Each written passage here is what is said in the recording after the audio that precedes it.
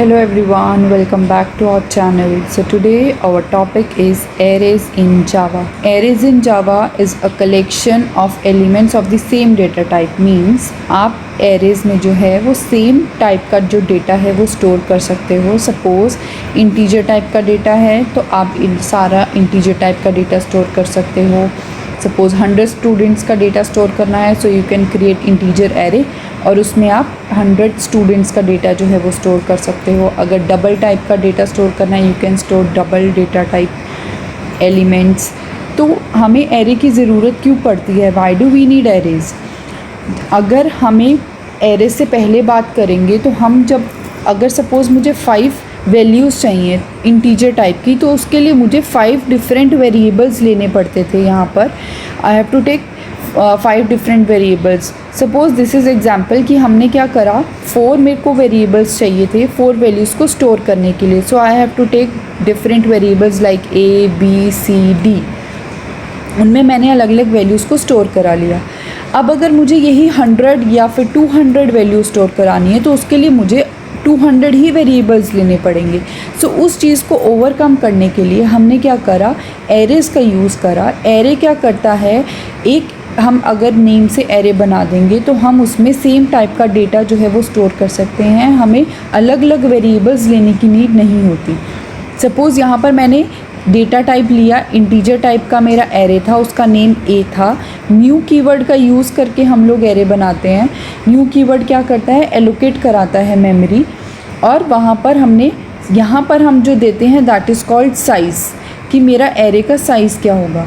Size मेरा 4 है, मतलब 4 एलिमेंट्स जो है मैं वो एरे में स्टोर करा सकती हूँ. तो ये अगर मेमोरी की बात करें तो मेमोरी में ऐसे स्टोर हो रहा है कि मेरे पास एक एरे बन गया और उसमें मैंने 4 वैल्यूज़ को स्टोर करा दिया 10 20 30 40 और उसका नेम जो था वो ए था. बजाय इसके मैंने क्या करा कि ए बी सी डी इतने वेरिएबल्स लेने की बजाय एक मैंने एरे बना दिया और उसमें मैंने नंबर ऑफ़ वैल्यूज़ को जो है वो स्टोर करा दिया ऑफ इंटीजर टाइप. ये जो 0 1 2 3 लिखा हुआ है this is called index number. Array में जब भी हम डेटा स्टोर करते हैं तो हमेशा उसकी इंडेक्सिंग जो है वो 0 से स्टार्ट होती है.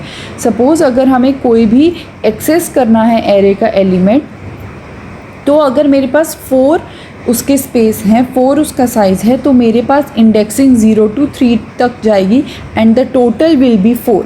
टोटल एलिमेंट्स जो होंगे वो 4 होंगे बट 0 से 3 तक इसलिए चला क्योंकि हमेशा हमारी इंडेक्स नंबर 0 से स्टार्ट होगा. तो अगर हमें कोई भी एक्सेस करना है एलिमेंट, सपोज़ अगर मुझे सेकेंड एलिमेंट को एक्सेस करना है तो अगर मैं ए ऑफ 1 लिखूँगी तो आई विल गेट द 20 क्योंकि 20 इसमें सेकंड एलिमेंट है. सेकंड एलिमेंट को एक्सेस करने के लिए मुझे 1 लिखना पड़ेगा. This is array name, this is index number. तो मैं इंडेक्स नंबर से जो है उस एलिमेंट को एक्सेस कर सकती हूँ. This is called indexing. Next अगर हमें इंडेक्स वैल्यू मैंने आपको बताया that will always starts from 0. हमेशा 0 से आपकी जो है वो इंडेक्स वैल्यू स्टार्ट होगी. तो अगर आपकी 5 सपोज़ एरे का साइज़ है तो 0 to 4 तक आप उसको एक्सेस कर सकते हैं. The total will be 5. उसके बाद हम एरेज़ को 2 टाइप से क्रिएट कर सकते हैं. फर्स्ट अगर हमें एलिमेंट्स गिवन हो, अगर आपको प्रोग्राम में एलिमेंट्स गिवन हैं तो हम एरे बनाएंगे जो भी हमें डेटा टाइप का बनाना है. उसके बाद ये सारे एलिमेंट्स जो हमें गिवन होंगे ये कर्ली ब्रेसेस में हम वो सारे एलिमेंट्स को लिख देंगे जो भी हमें एलिमेंट्स गिवन होंगे. ठीक है. उसके बाद अगर हमें एलिमेंट्स गिवन नहीं हैं तो उस केस में हम न्यू कीवर्ड का यूज़ करके जो है वो एरे क्रिएट करेंगे. यहाँ पर अगर हम देखें सेम रहेगा, डेटा टाइप आएगा, एरे का नेम आएगा but with the new keyword. और यहाँ पर हम बताएंगे साइज़ कि हमें एरे का साइज़ क्या रखना है.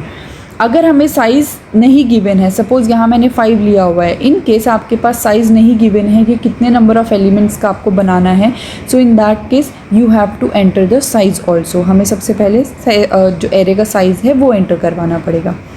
नेक्स्ट इज़ हम एरे को एक्सेस कैसे करते हैं. एक्सेस मतलब हमने एरे में एलिमेंट स्टोर तो करा दिए, अब उन एलिमेंट्स को रिट्रीव कैसे कर सकते हैं हम. ठीक है. तो उसके लिए सबसे पहले हमें ये पता होना चाहिए कि using for loop only we can access the array elements. Suppose हमारे पास यही एरे था, हमने ले लिया. अब यहाँ पर एरे हमें पता होना चाहिए कितना है, 5 एलिमेंट्स हैं. तो 0 से लूप शुरू होगा क्योंकि मैंने आपको बताया 0 से इंडेक्सिंग होती है, तो हमारे पास वो कहाँ तक चलेगा, less than 5, less than equal to कभी भी नहीं आएगा, क्योंकि अगर आप 0 से लेके 5 तक चलाओगे तो टोटल विल बी 6, तो हमें 0 से 4 तक चलाना है, इसलिए हमने हमेशा लेस देन तक चलाना है, तो यहाँ पर इक्वल टू कभी भी नहीं आता। उसके बाद हमने SOPLN लगाया a of i, system dot out dot println में क्या होगा, a ऑफ i यानी कि एरे का फर्स्ट एलिमेंट, फर्स्ट में एरे पास i की वैल्यू 0 है तो वो फर्स्ट एलिमेंट को एक्सेस करेगा और उसको प्रिंट करा देगा, दैट इज़ 20। फिर a की वैल्यू कितनी हो गई 1, फिर वो 20 को प्रिंट करा देगा। फिर a की वैल्यू हो गई 2, देन a की वैल्यू हो गई 3, फिर a की वैल्यू कितनी हो गई 4, तो वो ऐसे सारे एलिमेंट्स जो है वो प्रिंट करा देगा जो भी मेरे एरे में स्टोर होंगे। So this is how we access the array elements. Next is type of arrays.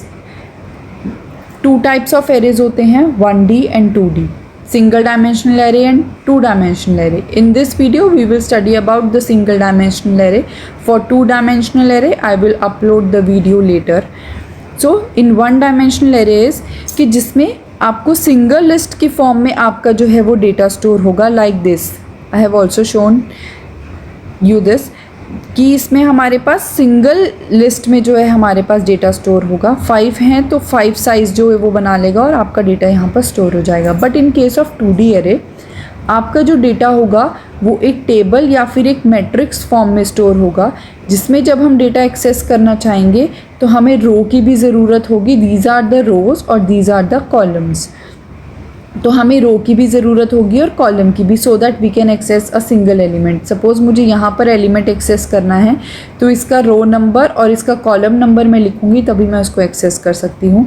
As you can see कि इसमें हमें यहाँ पर साइज़ भी 2 डिफाइन करने पड़ते हैं, 1 is for rows and second is for column.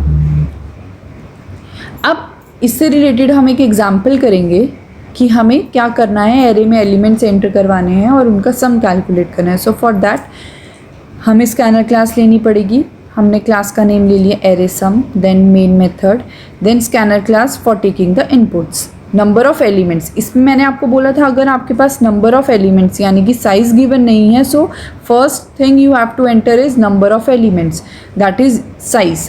तो सबसे पहले हमने वो एंटर करवा लिया, that is called size of an array. उसके बाद हमने जो एरे बनाया और उसमें हमने यही साइज़ जो है हम एंटर करवाएंगे, वही हम यहाँ पर वैल्यू लिख देंगे। तो हम n की वैल्यू जो भी एंटर करवाओगे तो एरे हमारा उतने साइज़ का बन जाएगा।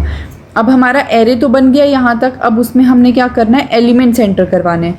सो with this statement we can add the elements in the array. Elements के लिए मैंने आपको बताया हमेशा जब भी हम एरे का यूज़ करेंगे so we have to use the for loop. 0 से स्टार्ट होगा, लेस देन n का साइज़ जो भी होगा उससे लेस देन तक चलेगा। और a ऑफ i यूजुअली हम लिखते थे a equals to sc dot next int अगर हमें इनपुट कराना होता था, बट इसमें a ऑफ i आ जाएगा क्योंकि मुझे एरे की हर एक इंडेक्स वैल्यू पर जो है वो एलिमेंट स्टोर कराना है। ये सारा हमारा इनपुट का हो गया, इनपुट हमने करा लिया। देन उसके बाद हमने एक सम की वैल्यू ली 0। सम की वैल्यू 0 लेने के बाद हमने क्यों लिया, क्योंकि हमें सम करना है सारे एलिमेंट्स का। तो हमने लूप फिर से लूप चलाया, दिस इज़ फॉर कैलकुलेटिंग, कि मुझे कैलकुलेट करना है सम, तो उसके लिए मैंने ये लूप चलाया है। तो मैंने 0 से लेके लेस देन n तक हमेशा लूप हमारा यही चल रहा है। 0 से स्टार्ट होगा क्योंकि इंडेक्स वैल्यू 0 से है और लेस देन तक चलेगा जो भी हमारा साइज़ है। देन इज सम, हमें पता है सम हम कैसे करते हैं, sum equals to sum plus a of i। Sum ताकि हमारी लास्ट वाली वैल्यू भी इसमें ऐड होती रहे, और a ऑफ i 1 बाय 1 सबसे पहले वो a ऑफ 0 का डेटा उठाएगा, फिर a ऑफ 1 का डेटा उठाएगा। तो i हम इसलिए ऐड करते हैं ताकि वो सारी इंडेक्स वैल्यू से जो है वो डेटा एक्सेस कर सके। सो इन दैट जब आपका लूप कंप्लीट हो जाएगा फिर हम लास्ट में सम को प्रिंट करा देंगे। So this is a simple example related to the arrays which can clear the concept of arrays. So that this is all about 1D array, कि एरे क्या होते हैं हमारे पास, हम किस लिए यूज़ करते हैं, what are the ways to create the arrays and with a simple example. So thank you so much for watching my video. If you like my video please like, subscribe and comment. Thank you.